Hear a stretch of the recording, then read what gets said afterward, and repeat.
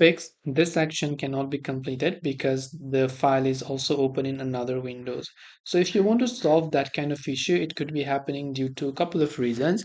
First is, let's say you open a certain file, but then you closed it from the check mark. Now maybe you didn't need that file, or maybe you wanted to copy that file somewhere, but when you try to delete it, it says not possible because the file is open. Now this usually happens if it is enabled in the background, so check it. Now if it is not enabled here, but they might still be enabled in the background process, so right click on an empty space, go to task manager here, then from task manager just check if that program is still open. So let's say if it was a certain file that you want to delete or an app, you can just try to click on that and right click and click on end task to end it from here.